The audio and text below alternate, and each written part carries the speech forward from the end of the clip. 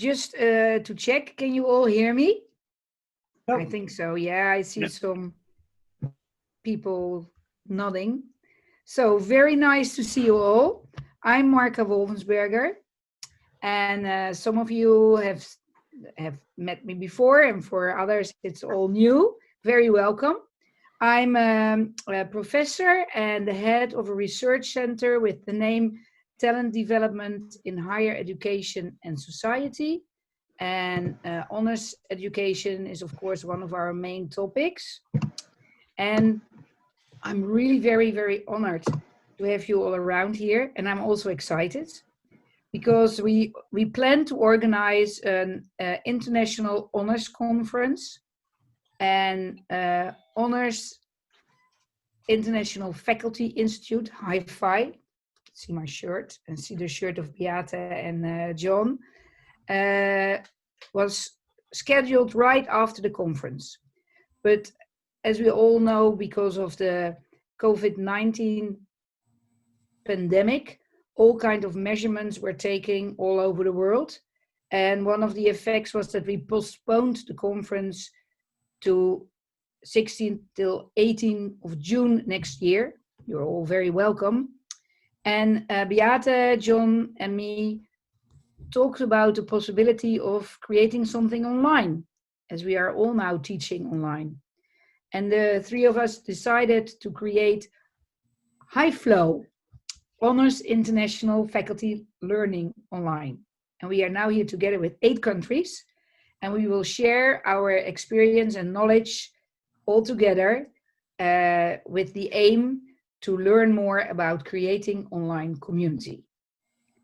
Thank you all for being here, and I really hope that we will have an exciting and very provoking meeting together, and that afterwards you think, yes, I learned something new, I have a new insight, and I can use it in my education. That's the main goal.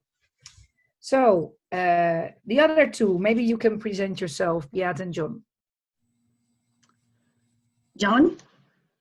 Okay, I'll go. I'm John Zubizarreta. Most everybody just calls me John Z because of the impossible last name.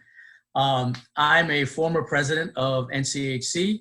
I'm the current co-chair of the Teaching and Learning Committee. And I've been in honors for, 30 years. And I'm delighted to be part of this, this venture. It's new, as probably all of you have experienced. Going into remote mode has been an adventure for me. I've always been a face-to-face kind of guy, but I was really interested in this particular venture because of the emphasis on community. I think probably all of you, greatly value community in honors. It may be, for me, the most important feature of honors. So I'm delighted to be here, and we've got a really dynamic and quick-paced program for you. There's going to be a lot of interaction, so get ready for that. My name is Beate Jones. I'm a honors faculty fellow at Texas Christian University. My home college is business. I have been in honors for over a decade, and I'm currently the chair of the NCHC Professional Development Committee. So some of you probably see that when Beate is speaking, you see her text also appearing. Okay, that's also one of the features of Zoom. We think it's cool to showcase that that's also possible. And Beate will share today's timeline. So you can see kind of what we have planned for today at the detailed level. I just want to briefly mention that our objective at the end of the session is for everybody to really understand not only why community is important, but more importantly, how to achieve it both in person and online. So we're hoping to take you through some of the activities, and what we're hoping is that the activities today will not look like this, right? So this is the typical attention span in a Zoom meeting when we are relieved at the sight of other human beings or checking the coworker houses, right? This is, or looking at how we look, right? We all look fantastic, so don't worry about it. Let's just go with it. So next, let's John say a little bit about our ground rules for engagement for success. Okay, well, first of all, you notice that we didn't call it ground rules. We called it engagement for success because one of the first important aspects of community is you don't want to turn people off. And ground rules kind of sounds like a put off. So we decided to go with a different title. But some of these, I bet all of you are pretty familiar now. We've sort of become zoomed out in this world. I mean, I'm up to here. So you probably know a lot of these things. So just very quickly, refresher. Keep your microphone off as much as you can when you want to speak, of course. Be nice if you can just catch our attention. And Beata is our mistress of affairs here. She is our technical guru. We wouldn't be here without her, so she'll manage all of that for us. Couple other things as you see on the slides. I noticed already that some of you don't have the video feature on. And if it's okay with you, unless it's really a decision you want to make, it'd be nice to see you because that's part of community as well. And then you'll notice that you probably, again, are very familiar with the chat feature. So you can, of course, be chatting, entering information into the chat questions, and we'll be checking that as best we can. You know, these Zoom sessions, it's pretty crazy going back and forth. Well, we'll do the best we can with that.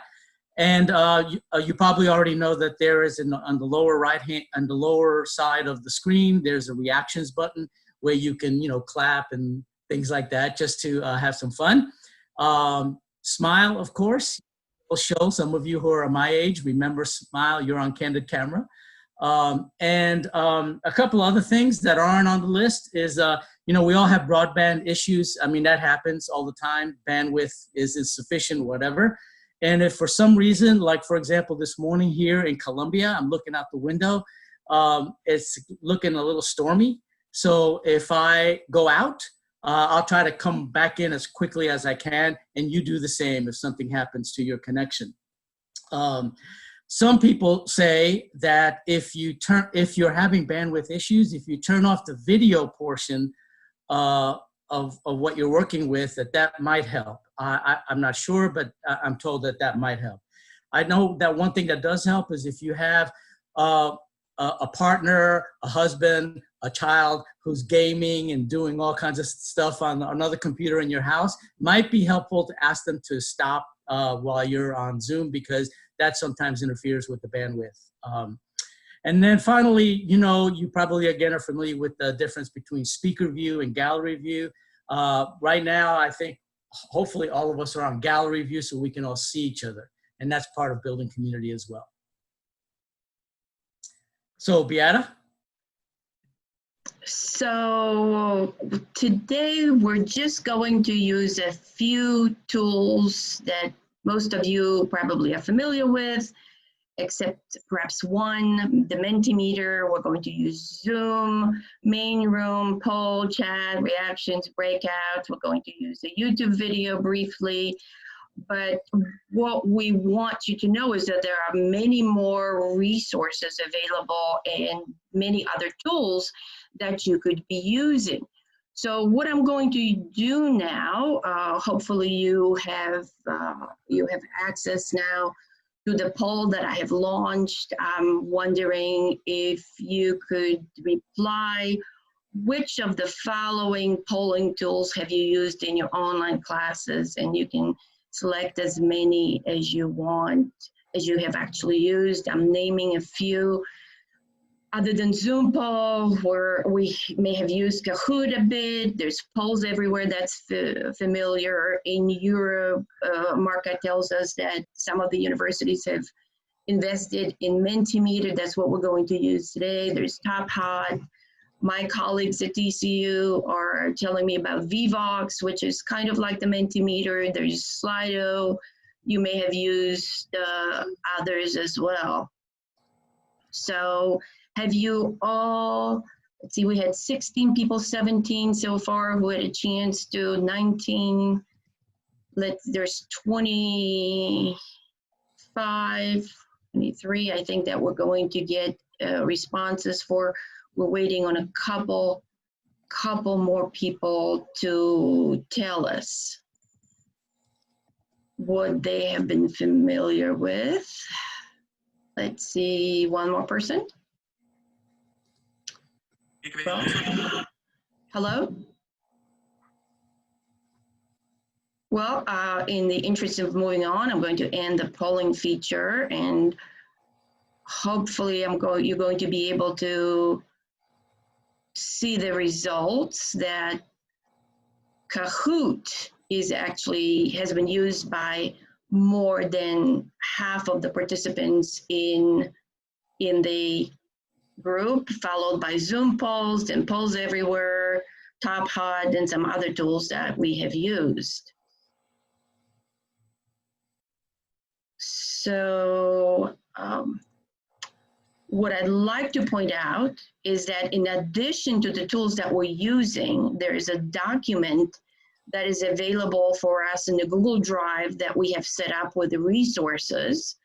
And there are lots of different tools that we have named, and we have associated these tools, links to tools, as well as reading about some of these tools with different active learning environments. So for example, if you lecture and you're concerned about how do I do board work, right? How do I write on the board, because people cannot see really when I do that. So there's a great article from Harvard Business School that gives you some pre-built PowerPoints for doing cases. And there are a lot of other tools. This is what we have. You can see that there are some sample assignments. This is the more resources page that I was just showing you. Plus, this is where we're going to share this PowerPoint deck, any kind of the final YouTube video, the Zoom chat log, and any other documents that you would like to share with us.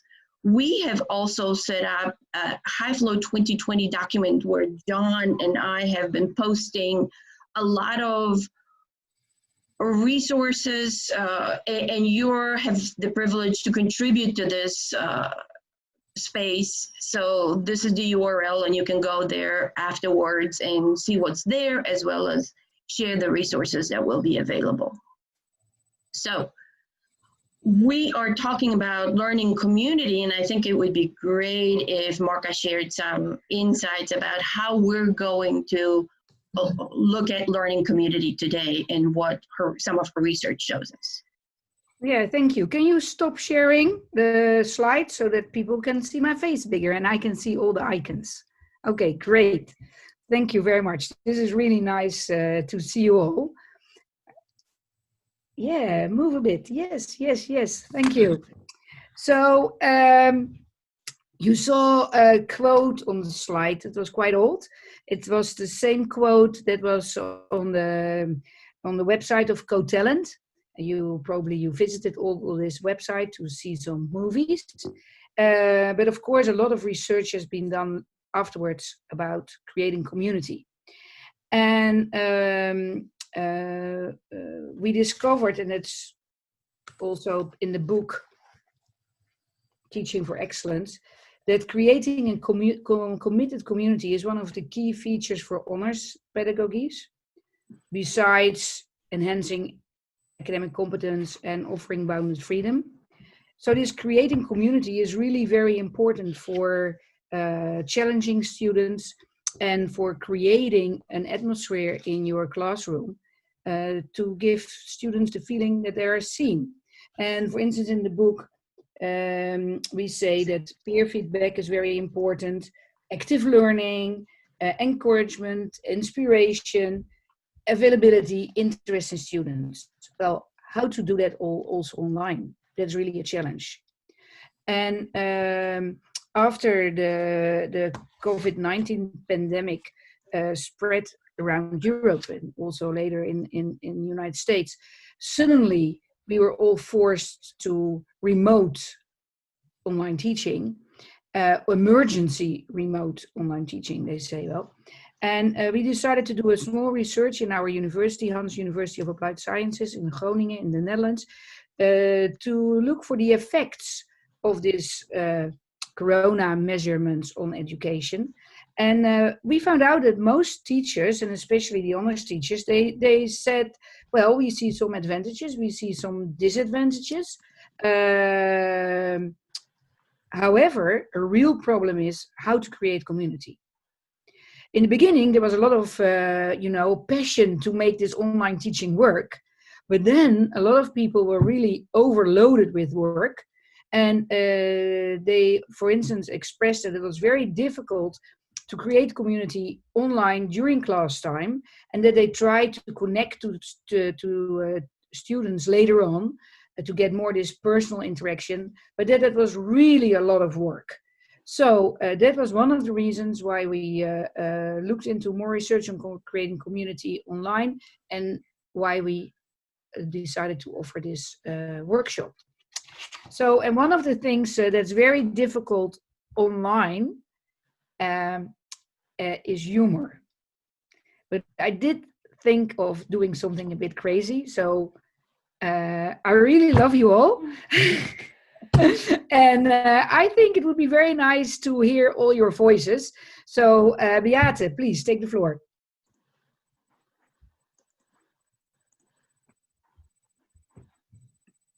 So I'm so sorry, I'm slow here.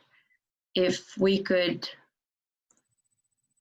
have a bit of an introduction from everybody, if we could learn where everybody's from, what university you're associated with or department, what city and country you're located with, as well as how long you've been associated with honors and what's your role. So can we remember that? Your name, your college, university, your city, country, length and honors, experience, and number of years, 6 different things.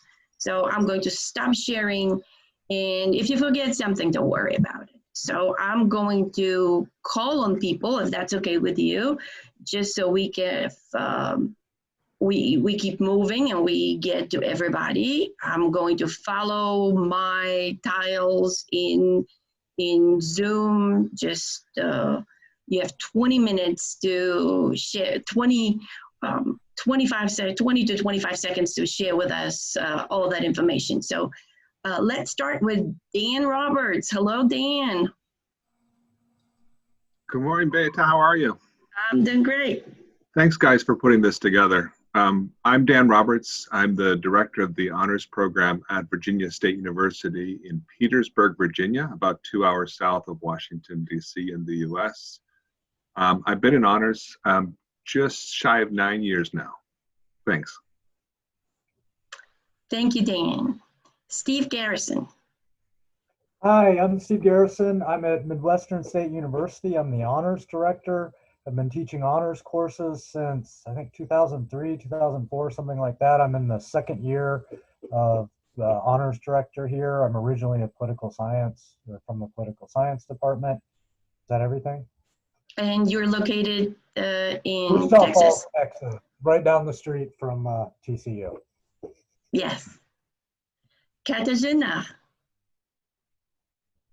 Hello, everyone. My name is Katarzyna Perez. I come from Poland, from Poznań University of Economics and Business. I'm the head of the financial markets department, and I'm trying to organize the honors program in Poland, thanks to Beata and Marka, for a year now. Hopefully, it's going to work next year. However, COVID is not helping, but we're really, really trying.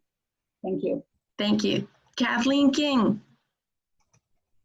Hello, I'm Kathleen King. I'm the director of the honors program in Tampa, Florida at Hillsborough Community College. This is my 6th year, and I've been in honors 17 or 18 years now. Thank you so much. Jeff Chamberlain. Hi, I'm Jeff Chamberlain. I'm Dean of the Hicks Honors College at the University of North Florida in Jacksonville, Florida, where the Republican National Convention will be meeting. We're all excited about that.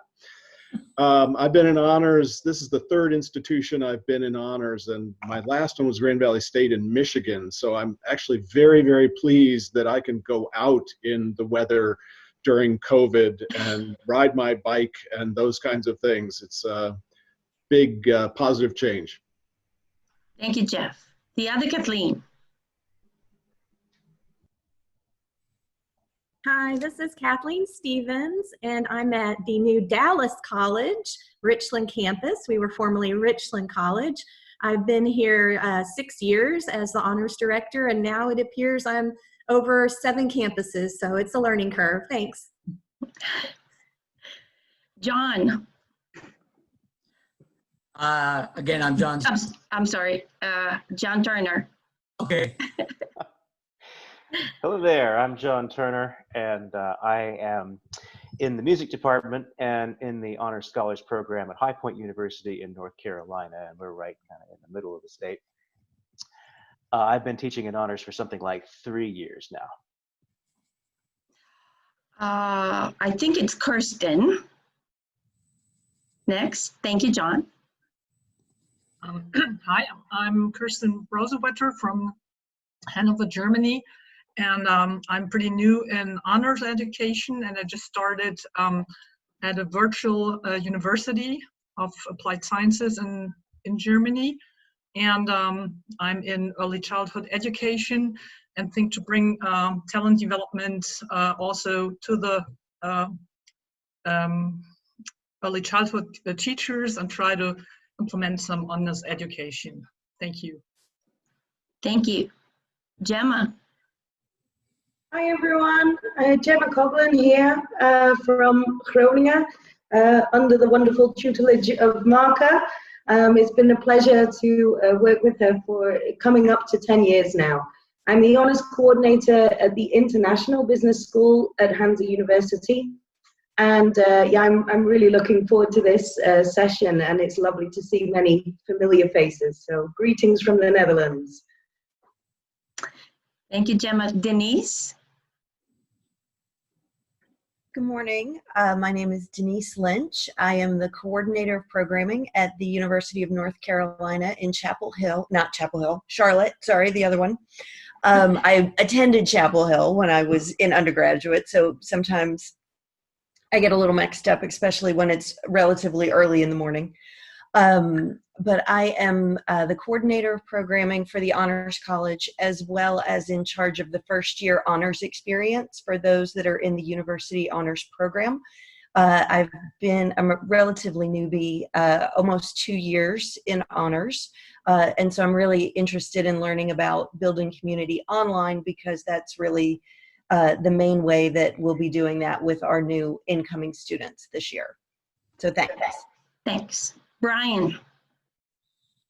I'm sorry, there are two. Brian, are you? Oh, hi, I'm Brian Hyatt. I'm from University of Massachusetts in Dartmouth, which is about an hour south of Boston. I am in the psychology department, and I've been associate with honors as the associate director for about 6 years now. And it used to be an honors program, and this year we just got approved to become an honors college, so it's very exciting. Hey. Thank you, Brian. Michael. Just one, Michael. Oh, hey, hi, I'm Mike Savoy from Valdosta State University in Valdosta, Georgia. I'm the Dean of the Honors College here and also a professor in media studies. I've been in honors 8 years and I've been at Valdosta 22 years now. Nice to see everyone. Thank you. Thank you, Michael. Naomi. Hi, I'm Naomi Javnik-Kloos. I'm a Fulbright Scholar at Windesheim Honors College in the Netherlands, which is in Zwolle, not in Amsterdam, which is what everybody always says when you like, oh, you're in Amsterdam. But I've actually been in New Orleans since the end of March, thanks to COVID.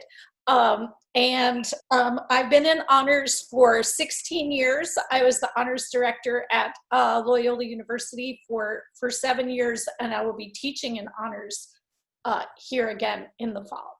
So, Thank and I'm you. past president of NCHC. Yes. Bobby. Hello, everybody.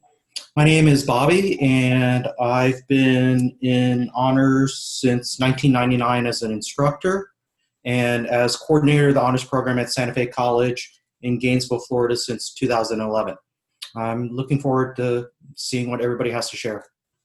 Thank you, Bobby. Ahmed. Yeah. Good evening, everybody, and good morning to United States people. This is Ahmed Salim.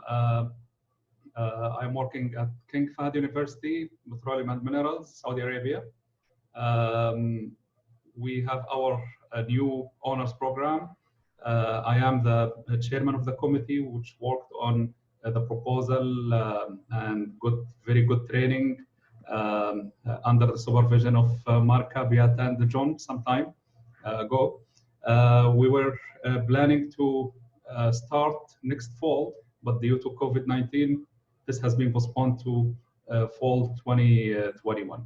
I'm very excited to be with this very nice group and to benefit from this conversation. Thank you. Thank you. Maria. Hello, I'm Maria Tarasova. I am from Russia, from Krasnoyarsk, which is a city in Siberia. I work in the Siberian Federal University. I'm the Dean of the Honors College, and I am into honors since 2017, so it's almost 3 years now. So I'm very excited to be here with you, and hopefully we'll have a great discussion. Thank you. Thank you. Scott. Hi, I'm Scott Contreras-Cotterby. I'm from East Tennessee State University, which is in Northeast Tennessee. I've been teaching in honors classes since 1999, and I'm the director of what is called the Fine and Performing Arts Scholars Program. We have 5 different programs in our honors college, and I direct the arts program since 2009, if I'm not mistaken. And it's good to see everybody. I've been looking forward to this. Good to see you, Scott. Lisa. Hi, everyone. Great morning. I am excited to be here. Yes, my name is Lisa Hobson, and I am the Assistant Director for the Honors Program at the Virginia State University. I work under the Dr. Daniel Roberts, and I am new to honors, or new to my appointment, fairly new, almost a year. However, I've been in higher education for going on almost 20 years, as I'm reminded often. Again, thank you for having me. Thank you. Brian Davenport. Good morning, afternoon, or evening. I'm Brian Davenport. I am the Associate Dean for Honors and Community Engagement at Eastern Washington University in Spokane. Well, it's technically in Cheney, Washington, U.S.A. And I've been associated with honors for about 2 years now. Thank you, Brian. Susan. Good morning, everybody. I'm Susan Rogers. I'm Associate Dean of the Honors College at Oregon State University in Corvallis, Oregon, so West Coast. So it's 7:30 here. I might need to get more coffee in just a moment, but great to be here. I've just been in this role since February, so it's very new to me. I'm very pleased to be here to learn more, and I think that's all the things. Thank you. Adam. Yeah, hi, I'm Adam Frank. I'm at the Shedler Honors College of University of Central Arkansas. Been there for, I'm going into my 16th year there. I do anthropology, Asian studies, and performance studies at the Shedler Honors College. So also, thank you and looking forward to learning today. Thank you so much. And Anne. Hi, good afternoon, everybody. I'm excited to be here. I'm excited to see so many people from Appalachia because I lived in North Carolina and I worked as a North Carolina Outward Bound School instructor. So it's it's so fun to see you. But my background with honors is very recent. I was a coach for I work mainly in sustainability problems, like we have to prepare young people for a very different world than the one that we grew up in. and how do we do that? So I coached a honors project at the KU Leuven in Belgium last year. And since this year, I joined a Erasmus Plus project with Marca, which is called STEAM Plus, in which we use the honors programs as kind of laboratories to innovate STEM education to face the complex issues of today. Thank you. Mirna. Hi, good morning, everyone, or actually, maybe different time zones, right? Yes. My name is Myrna Machika. I'm teaching associate professor in the Engineering, Design, and Society division at Colorado School of Mines. I've been involved in honors. I started out with the first year honors program. The McBride honors program is my next step.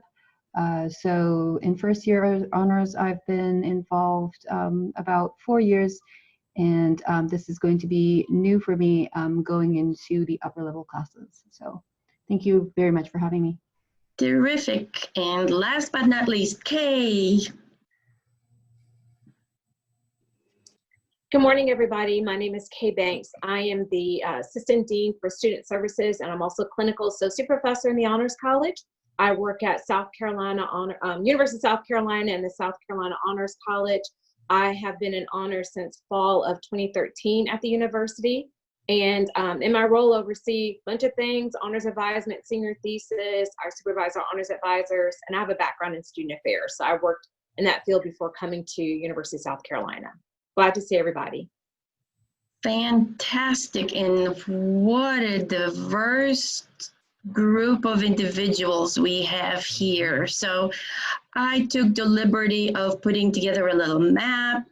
You can see here, this is one way of building communities. We represent 8 countries. We don't have our German friend. I did not know exactly what institution and what city you were associated with, Kirsten, but we have pins here for everybody, and this is a fun way to kind of capture all the different locations, see where the group is, and you can use the different icons. Notice all my, actually in my map, all the Dutchies are orange and have bikes, and Maria is an art, so I gave her a little icon that would reflect her person, so her interests. So you can play with this type of a tool, and you can access it, and you can edit yourself. I did not edit any of our U.S. participants, but you can certainly see how diverse and how we're spanning 6 different time zones and 3 continents today. So let's talk about why community and honors. Why is community important? So if you take a look at what students think about learning and working and living, I'd like to point to 3 things in this slide. Relationships as the basis of future education, collaboration, as well as students and partners, right? And you can look at other elements such as learning about changing the world, right? This is what the students are passionate about, being inclusive, having a voice in how that education looks. But we're focusing right now on relationships, collaboration, and partners. And then I'll let Marka talk briefly about the research behind why community is important in honors education.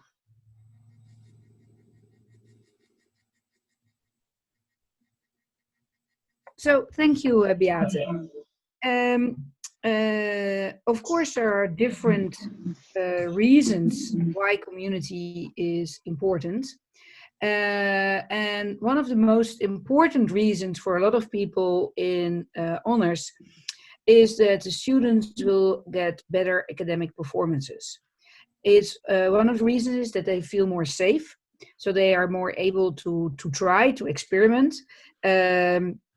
They are more ready and more easygoing in giving each other peer feedback, which will create this kind of interaction that people can showcase their competencies. And this is one of the ways how you get better academic performances through the means of having a better community in your class or outside your class. Also, we know that a lot of people in honors really want to contribute to society. They want to be part of the academic world, but also part of the social world. And themes like sustainability are very important. For a lot of students, it's important that they have this strong feeling inside that they really make a difference. And when you create a community, they are able to take different roles, to try out leadership roles, to create their own, for instance, small learning communities. And this will also make their academic performance better, but also the difference they are making in the real society. And this will give them also a greater feeling of being in control of their own life, which is one of the reasons people will have a very higher well-being, and they will indicate that they flourish more. Of course, it's also important that when you look at talent development, there are always those questions: why are you here? How do you want to present yourself? What are the topics you want to cover in your studies or in your real life? And this way of peer interaction also gives room to talk about the competition that a lot of students are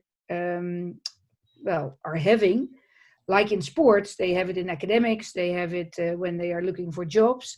And knowing also that although there is competition, you have a community you can fall back on, and a community that wants you to help strive for your best.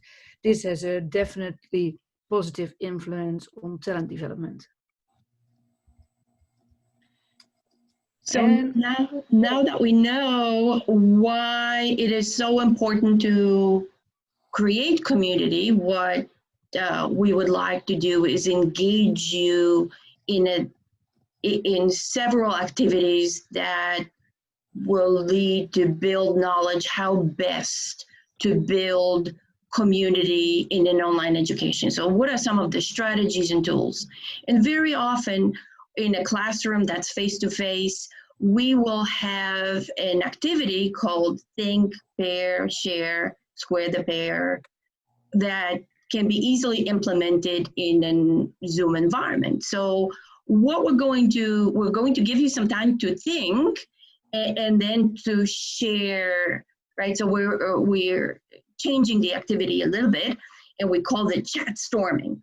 So what we would like everybody to do is to take a minute and think about your favorite student community building approach, right? Think about what you do in a face-to-face classroom. And are there any tools that could facilitate it, right? So if we could all open up our chat, right? Take a look at the chat feature and see what everybody is posting. And we have a couple of minutes for all of you who actually intentionally create community in the classroom to think about what's your favorite, and do you know of any tools that could facilitate it? So please share.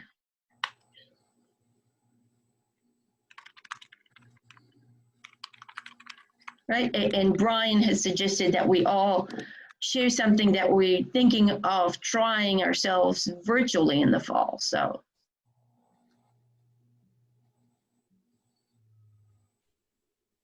Right, and there's community to be built. There are different times for community building, so please think, what can you do before, right? Notice this morning you have received an email from me expressing my enthusiasm, right, to work together to create collaborative wisdom about how we can create online community in these virtual environments. We can do it during the sessions. We can do it before or after. So there could be programmatic approaches. There could be individual course approaches. Beate, can I stop you for a moment? In case that you did not see it, below you can check for the icon chat, and if you click on that icon, you see the whole chat conversation coming up. And you can share and you can read.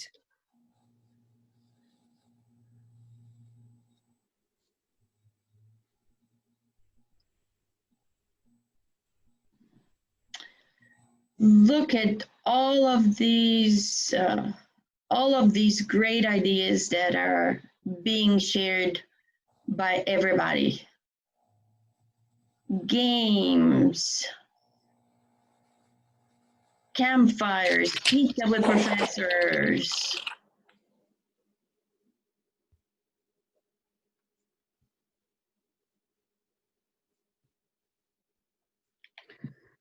So Wow. it's really great, all the things that people are sharing. And as said, we will collect it and afterwards it will be shared.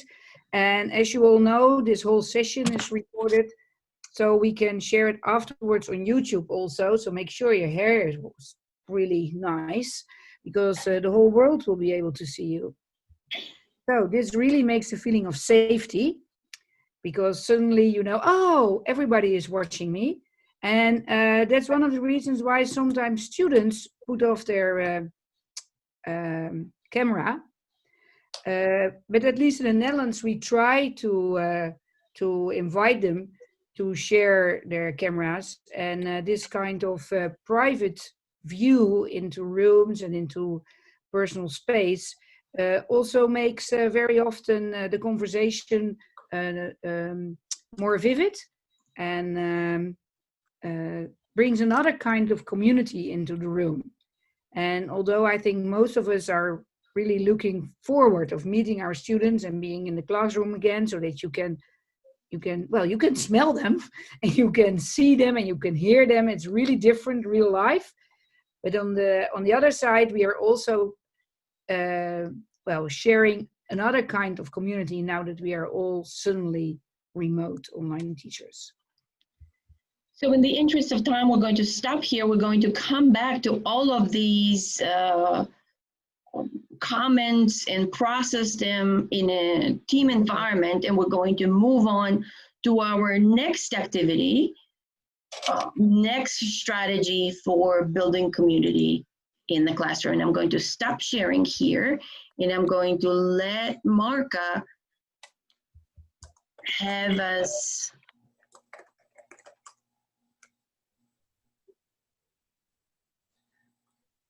guide us through a Mentimeter activity.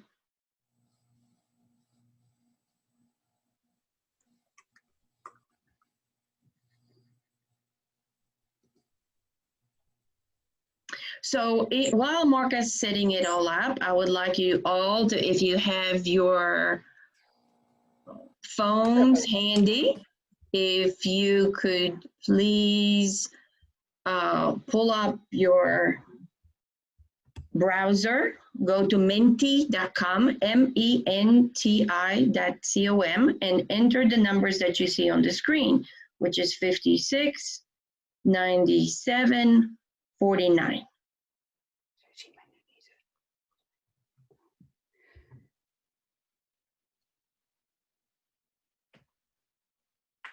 So are we there?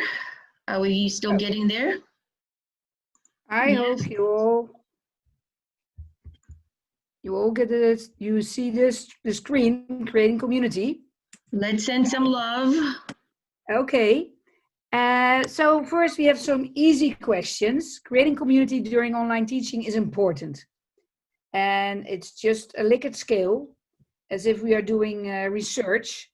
And you can give the answers by your phone.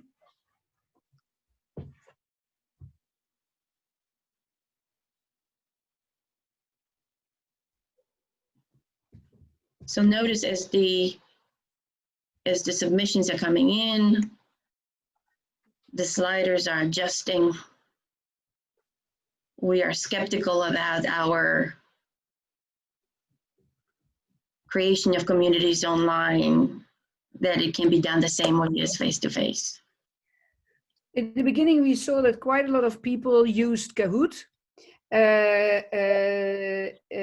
I think that Menti is just a little bit more advanced because of the different tools we can use. And well, it's clear. We definitely think that creating community online is not the same as doing it face-to-face. And that's probably also one of the reasons you're all here. Because it's so difficult, we also ask you to watch 3 videos as preparation. So can you please tell me how much you watched?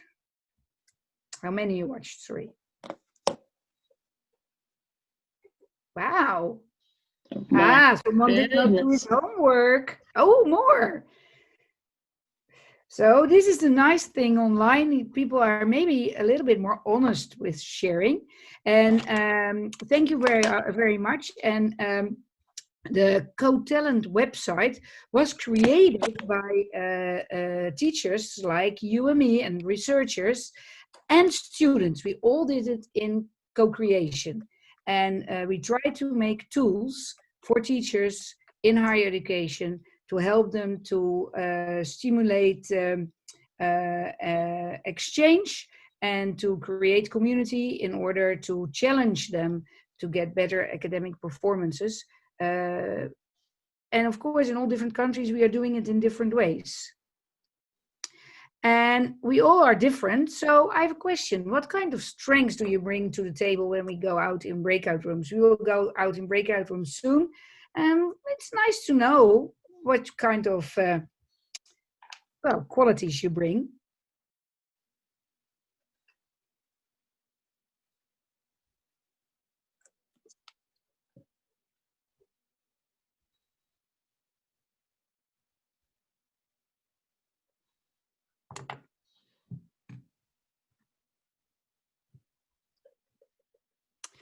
So this is nice humor.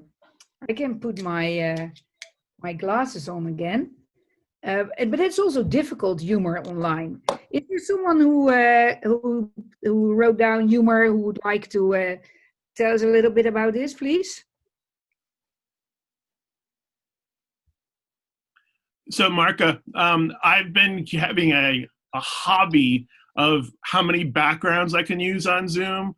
I have about 400 right now, and some of them have been well received by my students, and some of them have been well received by my faculty. They've all given us a good laugh at different points. So, if you bear with me. Oh, I don't see your screen. I don't see your screen now, but afterwards I will have a look. Okay.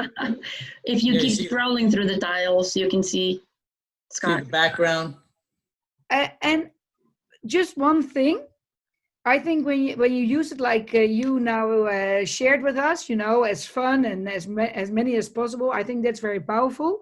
I also received an article, I think a week ago, about this background, and that some people think it's very difficult to connect to others online, and that especially students in the autism spectrum have difficulties to see, to mirror, you know, it is always important that you can mirror what you see, and that the background can make it more difficult for some students to connect. Just a counter side of the 400 backgrounds you have, because that's really fabulous. Thank you for sharing. Somebody else said also, I think a lot of people even said, asking questions. Is there someone who wants to share this strength?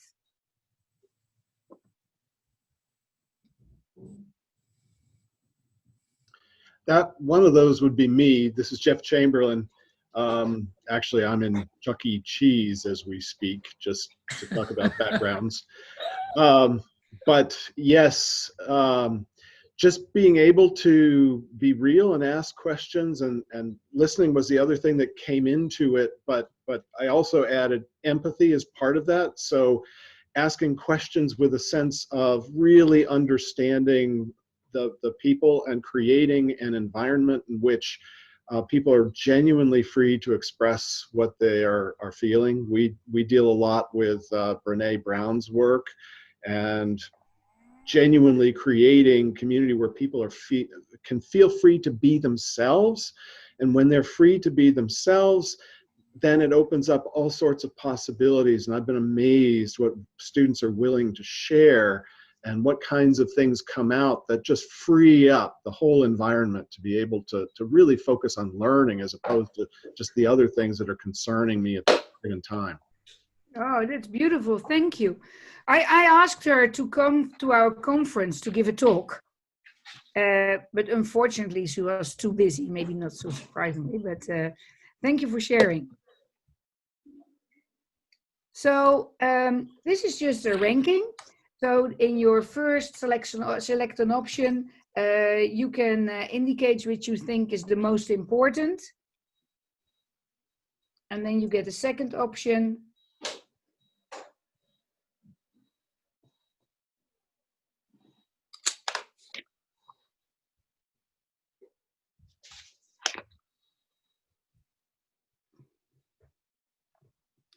I like this feature of Mentimeter because it makes very visual what people are thinking.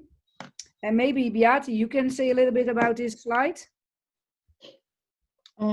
Yes, you got it. 27 votes, and the wisdom of the crowds got the correct ranking according to the research. The most important factor in online learning is our relations, and followed by content, and then technology is just a facilitator. So let's go on to the next question. So this is also connected to the little movie clips you have seen. It's very important to stimulate students to play an active role in the academic community. And especially now that we're online, that can be very difficult. So it would be very nice if you share some of your ideas or ways you tried to stimulate students.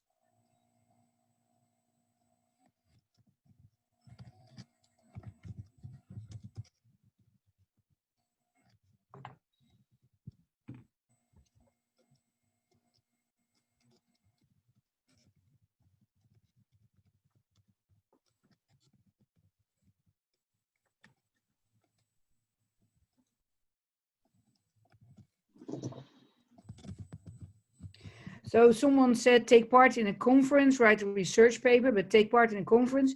And I'm wondering, can you share how you did this now that everything is online and the conferences are postponed? Did you find a solution for that? Because that's, I thought it was very difficult.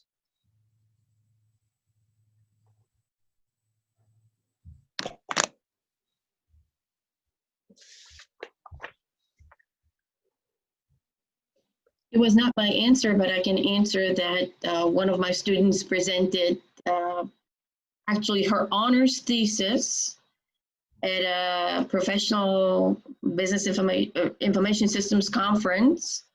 And since we had her honors thesis recording from Maria's students honors conference last year, we were able to send that recording, and it was a virtual conference. So worked out rather nicely. Thank you. So this year we had our International Students Conference switched to online format, and that's why all our honors students who wanted to present the results of their research had an opportunity to do that. And actually, in my opinion, it was the best honors session that we had in 3 years. So we had a nice conference. Thank you. So I've been working with the students who submitted me essays for the PORTS award for NCHC. I had about 25 essays submitted, and they were great. I had to, select one to submit for PORTS, but there were about 4 essays that I thought could really, really be published if there was a little bit of revision. So I reached out to those students and said, hey, would you like to make some revisions to this? I'll help you, and then you can submit it for publication. Tulsa Review has a great online journal. It's a community college. We're a community college, so it's a very good fit for our students. Thank you. That's nice. At the end of the semester, I usually do a mock conference with all the students presenting their own work, and they curate each other's papers into sessions organized by topic, and then they develop discussion questions that are then done after the presentations. And with the online shift, obviously we couldn't do that effectively. And so instead I had a compromise by having them record podcasts of their presentations, so, that were short, and moderating discussions in the discussion rooms for Blackboard. And then synchronously, I had a guest speaker from another university in all three of the classes that I was teaching come in to do something related to the topic. And actually for my hip hop class, it was Dr. Gooding from TCU. That's nice. I wanted to share that this isn't what I've done personally, but at Windesheim, we have a program with the Value Creators program where the students work all semester in groups to create these projects that create value. And so I coached one of those teams, but this year, the students are actually creating blogs or vlogs that present what they created. And so that's now going to be an online forum that will be open to a much broader public than usually attends these in-person sessions. So there's a way in which I think it's really easier to disseminate to a wider audience the usual things that you do. Yeah, thank you. So that's something very positive that's happening. So I think that this one is really cool because it shows, well, all of us together, we think that it's really important to create community and to have academic competence and offering freedom. And we even think that it is really probable that it will happen. But our ideas are a little bit spread around, and especially when it's about creating community. And I think that from the three topics, creating community is probably also the most difficult one, because you maybe even the best way to illustrate it is after a class, after an online class like this, everybody is going away, bye. And then suddenly you look at this screen that's dark and empty, and that can give that feeling of loneliness. And teachers who are talking to a wall, instead to a group of students when they teach. And sometimes we also get a bit mixed up of those personal feelings and the real effect we have during our teaching and the community we create anyway. So thank you for sharing this. Is there someone who wants to add something to this last slide? Because when this slide is finished, we go out of Mentimeter and we will not go back this session. Yeah, I would like to add something. I think it's always important to kind of put ourselves in the student perspective. So I'm taking a class in online teaching over the summer to sort of sharpen some of my skills, and especially with assessment and technology, because I'm seeing new things here that I had not seen before. And I'm in the course with other faculty here at Valdosta State University, and I'm working with people that I have never met before. So the community bonding has been incredibly strong, and I anticipate working with these faculty members. So I think, especially, I'm seeing a lot of conversations about introverted people. I'm not one to typically go out there and reach out to people on a daily basis, but it's bringing a sense of community to people who are normally not comfortable in their own skin to do that. So I'm seeing some really useful tips from people. And again, putting myself in the student perspective, what the online environment is, I think that's been probably the most helpful thing for me in this transition. The nice thing is also that came out of this research we did. It was a small research, but we asked quite a lot of people and within one university. And one of the most revealing things they said was that they created new networks and really knowledge networks. So 1 or 2 or 3 people connecting together, solve a solution, and then splitting up again. But then they know each other, and it's easier to meet each other again.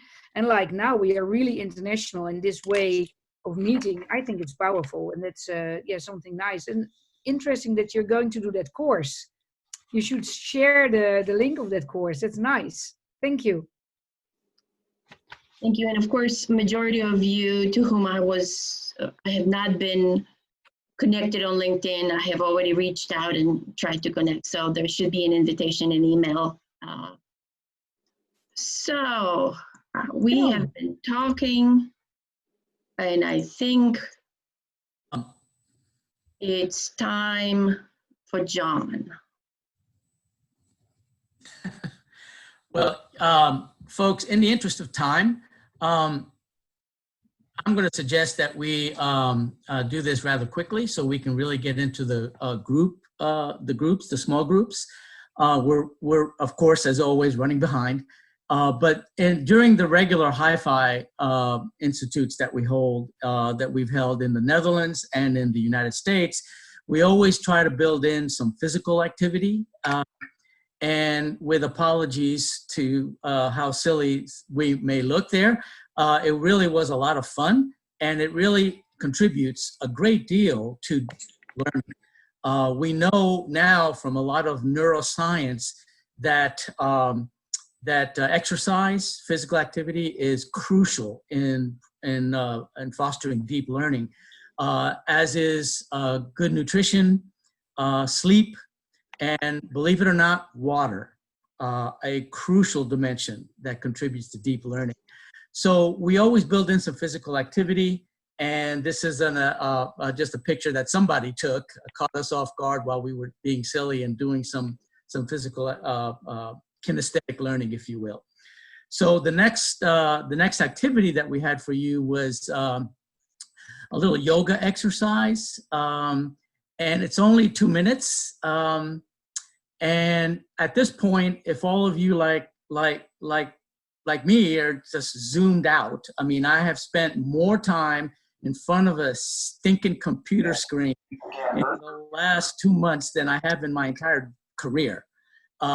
It's really been exhausting. And so we have a little break here for you. Very quick, 2 minutes. We might even do the full 2 minutes, Beata. I would suggest we move on. But just to give you an idea of something that you could do with students when you have your classes virtually, that, you know, they get exhausted, they get distracted, they need coffee, they need to go to the bathroom, blah, blah, blah. And maybe more than anything else, their necks hurt, like mine right now. So very quickly, we would like to have you all take just a little bit of a stretch break. But here's what we're going to do first. Let me just share the sound so you can all hear. This, by the way, was shared by Kathleen in our group here. Forward and down, and just relax the back of the neck. Just keep releasing tension. Now understand, you're not trying to force the stretch. What you're trying to learn is to relax better. Now come up and back and relax. Just keep releasing tension. Forward and down.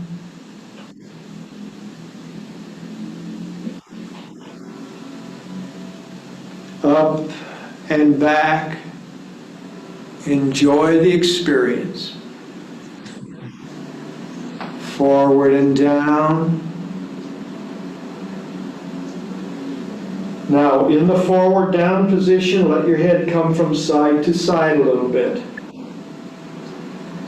And kind of make that like a side to side, and then make it a little further, and a little further till you're coming all the way up over the right shoulder, then roll down on the bottom of the circle up over the left.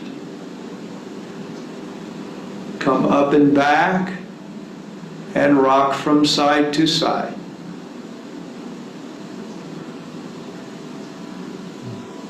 Go all the way over to the left shoulder, come back, roll over to the right. Just I know you all have enjoyed it, but again, in the interest of time, we're going to stop the exercises and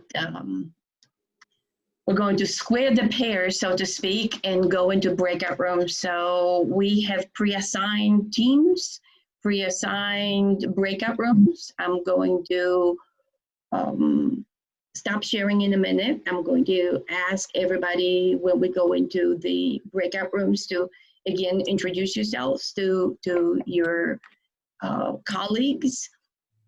Perhaps share some strategies. If you watch the Co-Talent movies, share some of the strategies and tools that were presented in the Co-Talent movies that spoke to you, that were of interest to you. And then if you could share your strategies and relevant tools for online community building, maybe something that you have presented in the chat storming part, maybe something that was presented by another colleague, that you have seen something that flashed in the chat room and you would like to talk about more.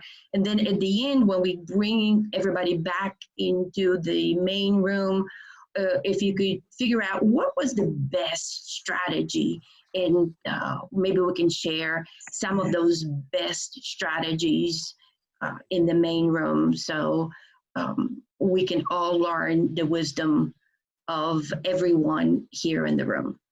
So we initially allocated 15 minutes for a deep dive into it. I don't think that we're going to have all the 15 minutes, but when it's going to be time to return from the breakout rooms to the main room, I'm going to broadcast to you to let you know that we will be closing soon. And then when I close the room, you will have 60 seconds to come back.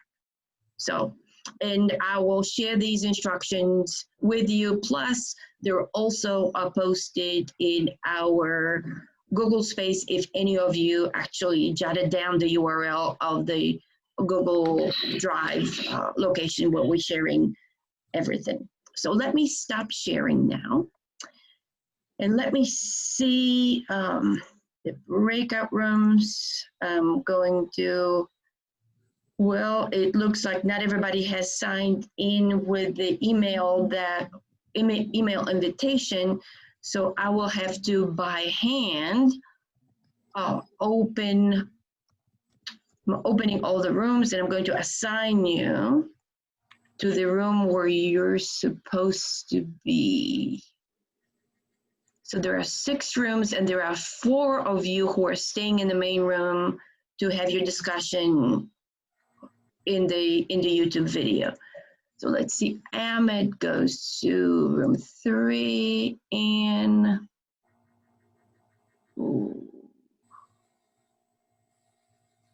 5.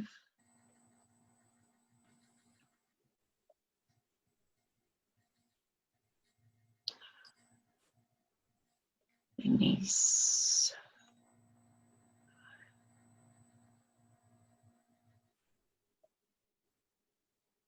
John.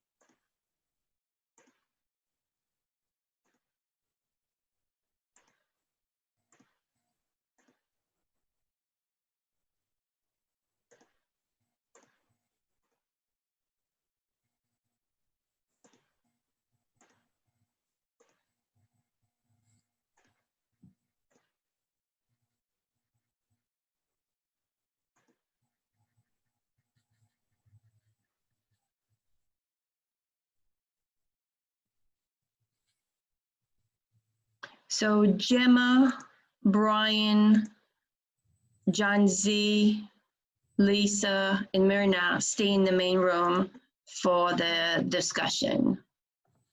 And then everybody else should be already in the room. Very good. So let's see. Kay, Lisa, Lisa, you're staying with John, Gemma. So let me share the assignment again. You're introducing yourselves, you're discussing the co-talent movies, sharing strategies and relevant tools for online community building with the objective of identifying the best one to share with everyone.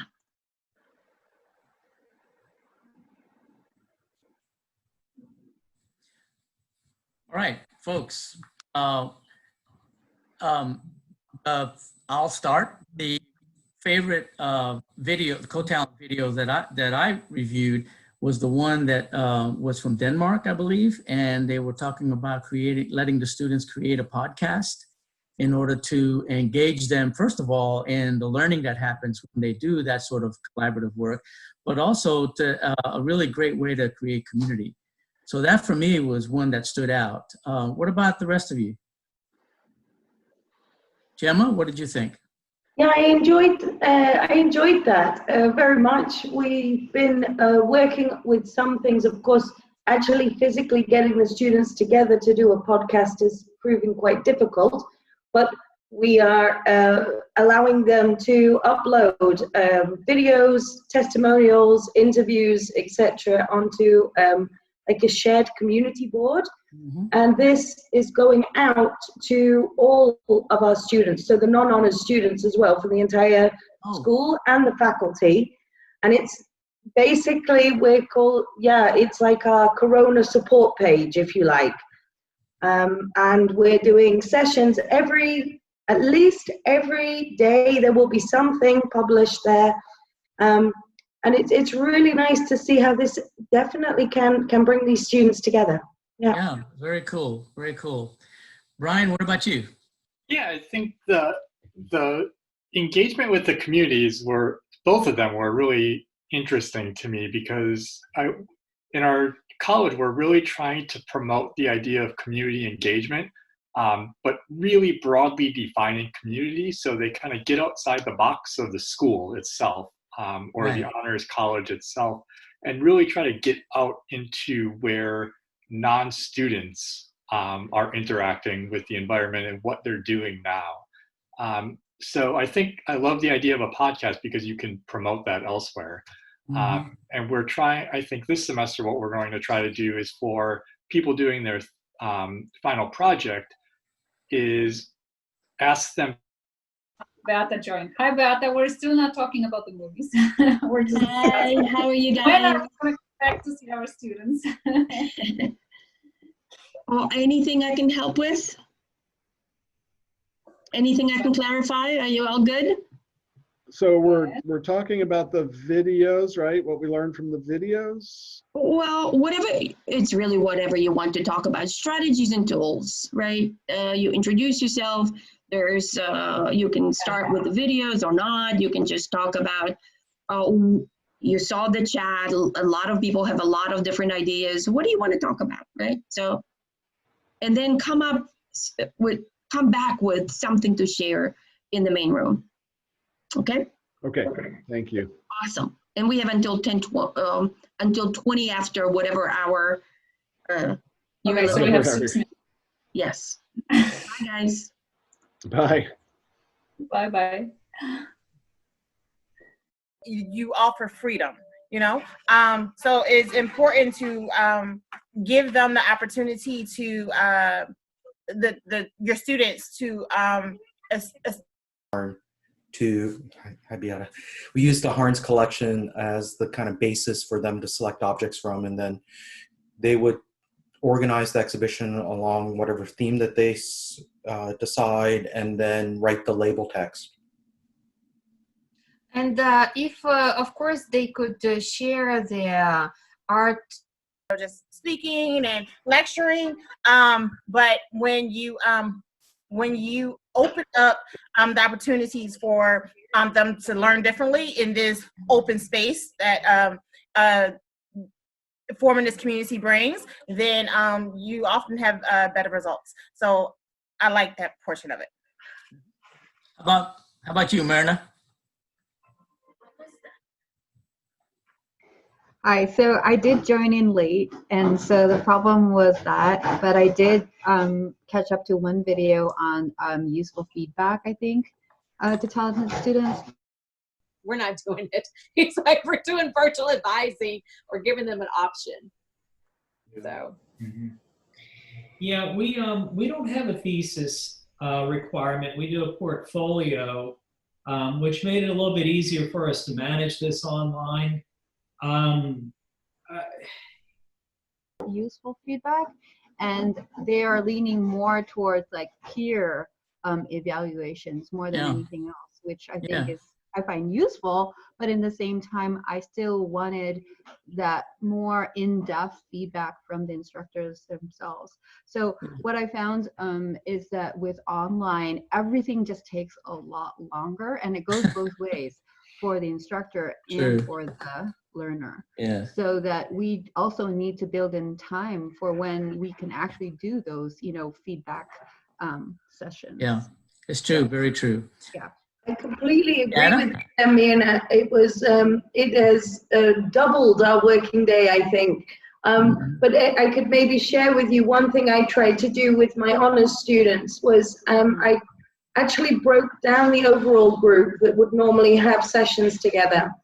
And I put them into smaller groups, or like communities of practice, if you will, that had a joint professional goal, personal goal, whatever it was.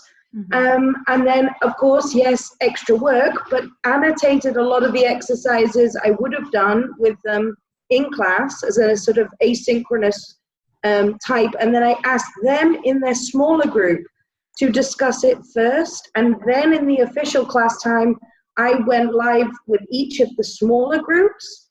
So for a shorter time, but it meant that we could have much more in-depth discussions, and they themselves created a nice smaller sense of community in their small groups. That's an excellent idea. Thank you so much. So can I piggyback on that real quick? So this semester is obviously different for our first year incoming students in that, they aren't going to see each other really. And normally we have an orientation for them when they come in. So this year we're going to do an online retreat through Zoom. And we decided to, every year we're going to have a different theme that goes throughout the year. And this year it's connectivity.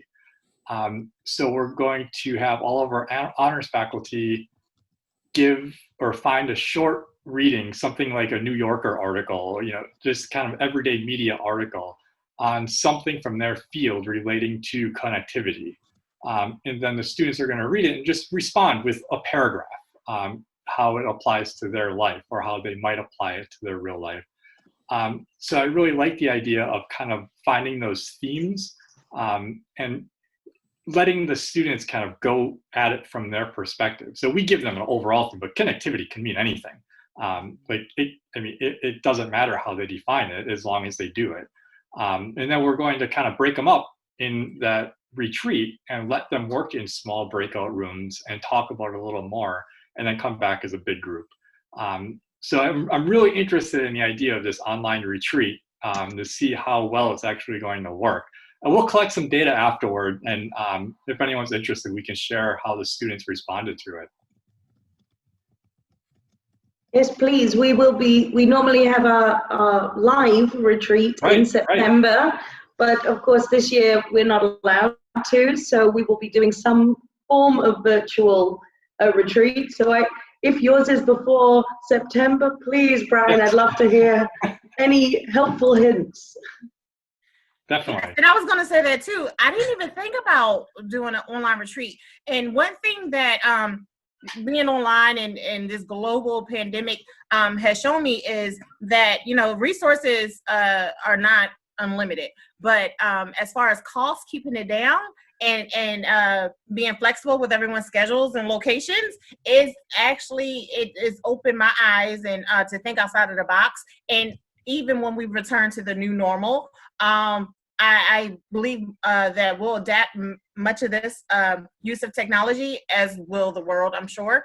And And that way we can still have our retreats and we can still have our orientations, but we can focus our financial resources and other things on in other places. And we did in honors at Virginia State University, we did our spring convocation, which normally is one of our big events. Oh, look at my boss, he's spying on me. And I was just telling them about our spring convocation where we actually had a luncheon. We did it the hard way, where we actually called or went online and ordered the food for all these various locations across the United States, and it went over very, very well.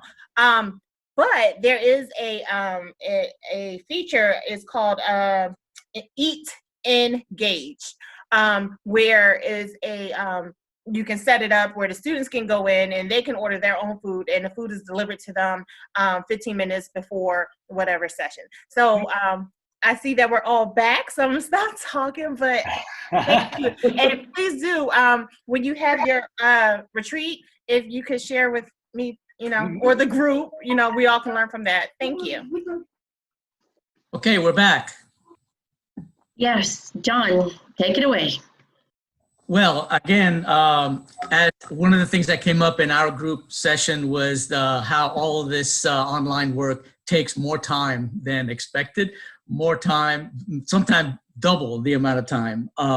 So that's something always to keep in mind. But so in the interest of time, as we're getting close to wrapping up here, we were going to share some specific examples of building community from my point of view, from Marcus and Beata's, but we're going to remember that all of these resources, including the chats, are all going to be available after the Zoom meeting, and including the recording of this live session. So all of that will be available to you, and you can take a look afterwards at some of the things that we were going to share with you insofar as specific examples. So I'll just leave that there, because I think it's more important to begin to wrap up and to have a little bit of moment for some reflection. Reflection is a piece. Before we do, could we have some teams share some cool ideas? Maybe at least a couple of teams. If everybody could contribute their best ideas to the chat. And would anybody like to share just a couple of ideas that came out from the room, the breakout discussions? Anybody? Any volunteers? Well, we were discussing in ours about, where have you gone? I can't see you now. I'm so sorry. Brian, there we are. Hi, Brian. Brian and some others, we're all looking into options for having this online retreat as a kind of replacement for a boot camp or a kickoff, and there were a number of ideas about exercises or tasks that you could give students from the different faculty members. They could work in groups.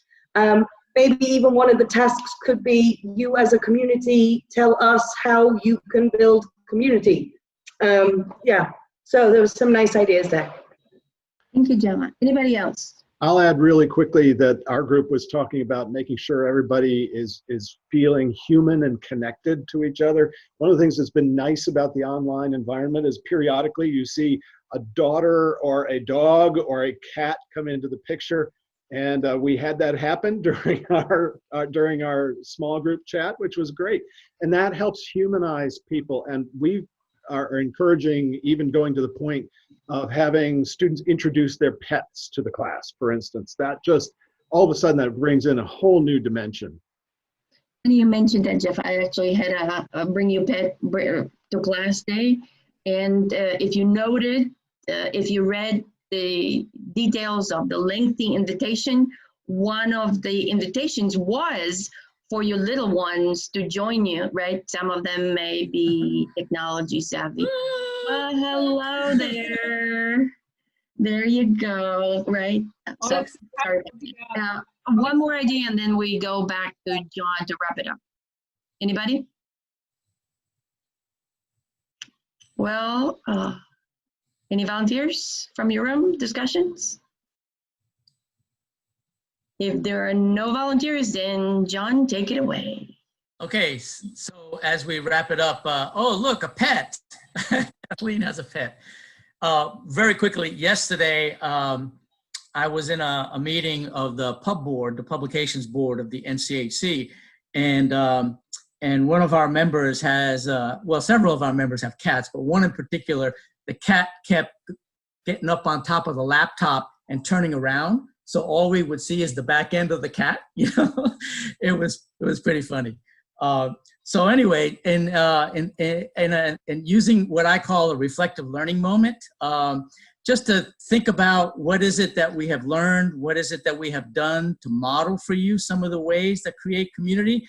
I hope that after we zoom out, that you'll think about what is it that we did during this very session that models creating community. You know, some things are obvious, like all the faces on the screen, conversations, chat room, breakout rooms, the Mentimeter exercise, the chat storming. All of these things have been, in a way, not only relaying some information, maybe some new tools. Some of you have said, wow, I didn't know that we could do that sort of thing.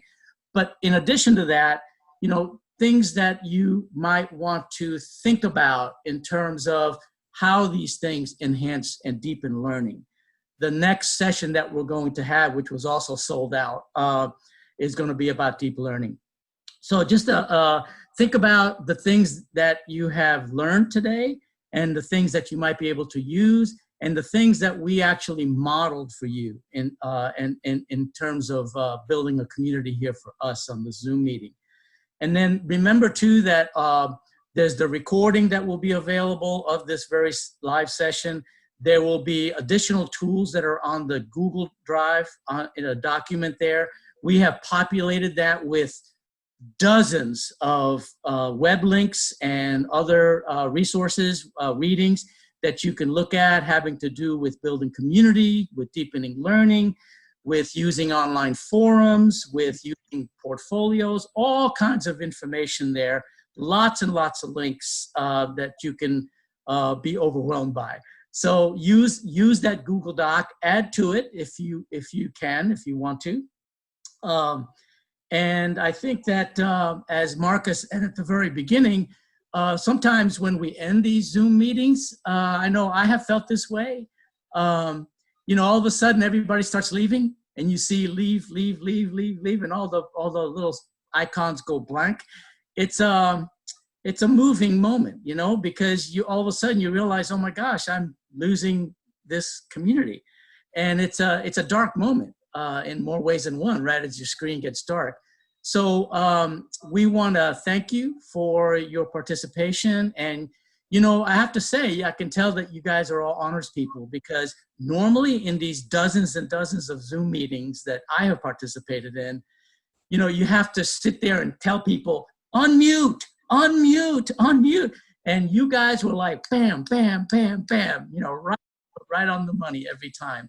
So thank you for being great participants. And yesterday, when we finished the publications board meeting, one thing we did was we scheduled the meeting late in the afternoon so that after we did all the business, we had a little virtual happy hour and everybody shared what they were drinking, you know. Now, we're not going to do that because for some of you, it's like 6 in the morning or 7 or 8 in the morning. But Marca, Beata, any last words? It has been such a joy to bring this community together, and I hope we can keep in touch, right? We have our HIFI community with about 90 strong right now, and we're going to extend the HIFI to the HIFLO members, and hopefully we can keep on sharing. Thank you so much. Thank you very much. Have a nice day, nice evening, and see you next time. Thank you.